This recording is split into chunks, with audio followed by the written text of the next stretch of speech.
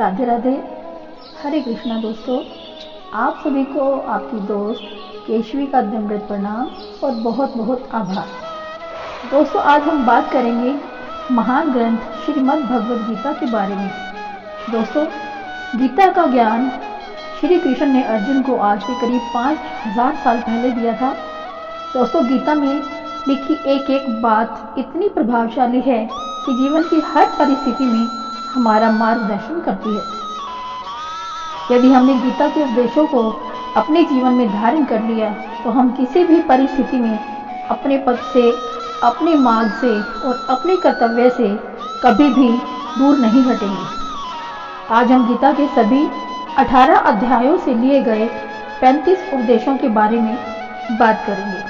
अगर इन 35 उपदेशों को हम अच्छे से समझ पाए तो समझ लीजिए कि हम पूरी श्रीमद् भगवद गीता को ही समझ गए। तो दोस्तों, आइए शुरू करते हैं।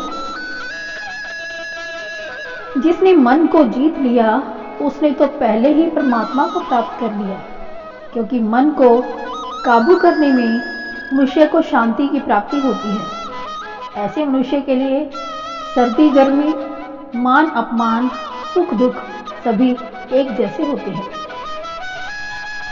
जो दान कर्तव्य समझकर बिना किसी को बताए और बिना किसी संकोच के किसी जरूरतमंद को दिया जाए, वही असली और सात्विक दान है।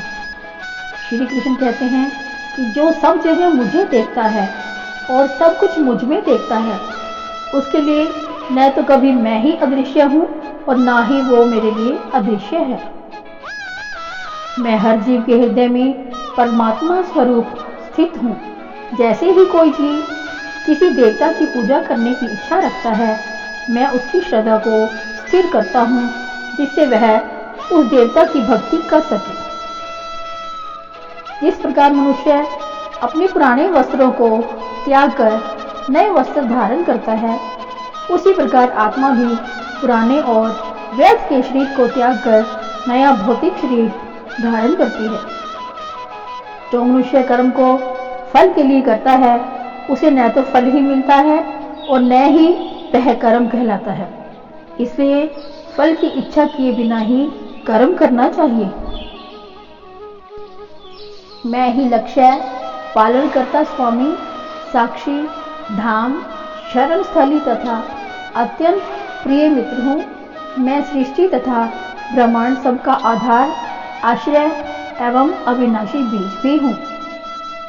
जब जब अधर्म बढ़ेगा तब तक मैं अपने भक्तों का उद्धार करने, दुष्टों का विनाश करने और धर्म की फिर से स्थापना करने के लिए हर युग में प्रकट होता रहूंगा। जो मनुष्य निरंतर और निष्काम भाव से मेरी पूजा करते हैं, उनकी सारी आवश्यकताएं मैं पूरी करता हूँ और जो कुछ भी उनके पास है उसकी भी रक्षा करता हूँ। जो मनुष्य मेरे आविर्भाव के सत्य को समझ लेता है, वह इस शरीर को छोड़ने पर इस भौतिक संसार में पुनर्जन्म नहीं लेता, अपितु मेरे धाम को प्राप्त होता है। जो मनुष्य जिस भाव से मेरी शरण में आता है, मैं उसे उसी के अनुरूप ही फल देता हूँ। डर धारण करने से भविष्य के दुख का निवारण नहीं होता।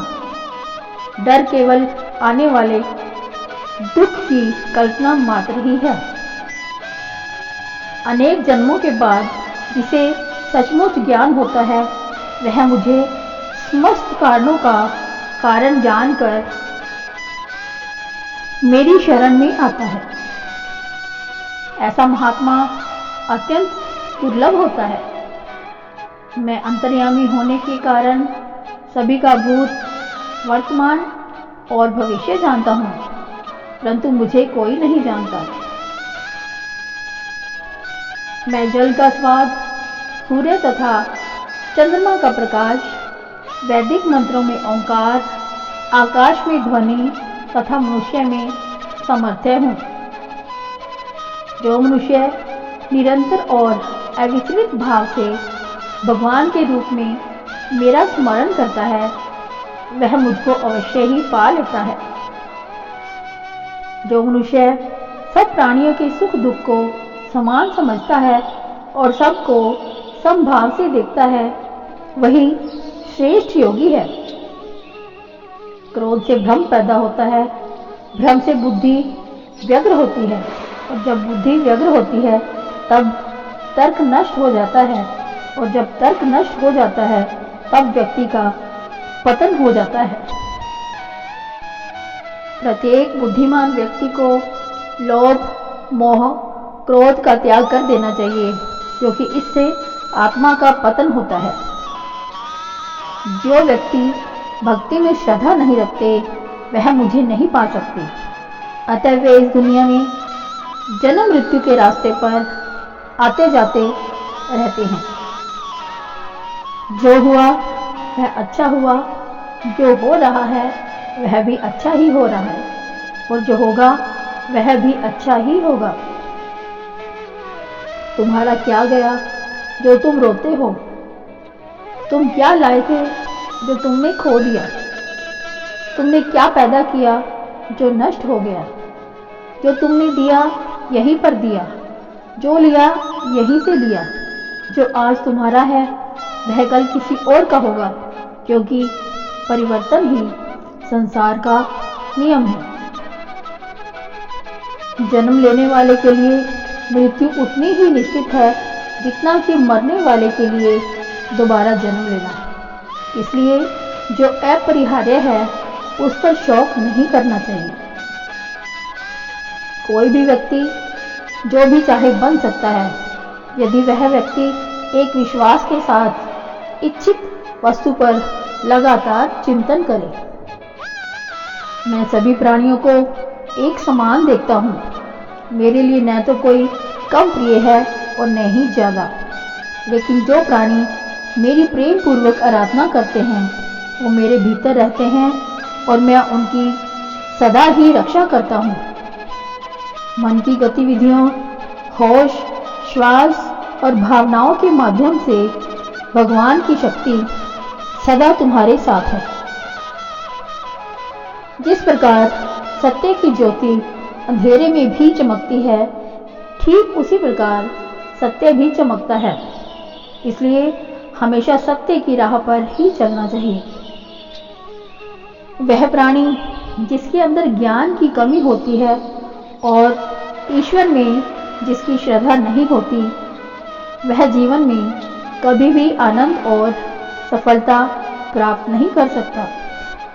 जो प्राणी अपनी मृत्यु के समय मुझे याद करते हुए अपना शरीर त्यागता है, वह मेरे धाम को जाता है और जन्म मरण के बंधनों से मुक्त हो जाता है। इसमें कोई भी संशय नहीं है। जो होने वाला है वो होकर रहेगा, और जो नहीं होने वाला वह कभी नहीं होगा। ऐसा निश्चय जिसकी बुद्धि में होता है उसे कभी भी चिंता नहीं सताती। अपने आप को ईश्वर के प्रति समर्पित कर दे, यही आपका सबसे सच्चा सहारा है। जो कोई भी इस सहारे को पहचान गया है वह डर, चिंता, दुख और हर तरह की परेशानी से आजाद हो गया है। न तो यह शरीर तुम्हारा है और न ही तुम इस शरीर के मालिक हो। यह शरीर 5 तत्वों अग्नि, जल, वायु, पृथ्वी और आकाश से मिलकर बना है। एक दिन यह शरीर इन्हीं 5 तत्वों में विलीन हो जाएगा। इतिहास कहता है कि कल सुख था, विज्ञान कहता है कि कल सुख होगा, लेकिन धर्म कहता है कि अगर मन सच्चा और दिल अच्छा है तो हर दिन सुख होगा। मानव कल्याण ही श्रीमद् भागवत गीता का प्रमुख उद्देश्य है। इसलिए मनुष्य को अपने कर्तव्यों का पालन करते समय मानव कल्याण को प्राथमिकता देनी चाहिए। मनुष्य को जीवन की चुनौतियों से भागना नहीं चाहिए और न ही भाग्य और ईश्वर की इच्छा जैसे बहानों का प्रयोग करना चाहिए। तो दोस्तों, यह थी गीता के 18 अध्यायों में से लिए हुए कुछ खास उपदेश। अगर हम इन्हें अपने जीवन में उतारेंगे तो कभी भी किसी भी परेशानी का सामना हमें नहीं करना पड़ेगा। दोस्तों अगर आपने मेरे चैनल को अभी तक भी सब्सक्राइब नहीं किया तो कृपया करके आप मेरे चैनल को सब्सक्राइब कर दीजिए ताकि आने वाली सभी वीडियोस की नोटिफिकेशन आपको मिलते रहे। आज की वीडियो यही समाप्त करते हैं। अगली वीडियो में आपसे फिर से मुलाकात होगी। तब तक अपनी दोस्त केशवी को आज्ञा दीजिए। राधे राधे, हरे कृष्णा।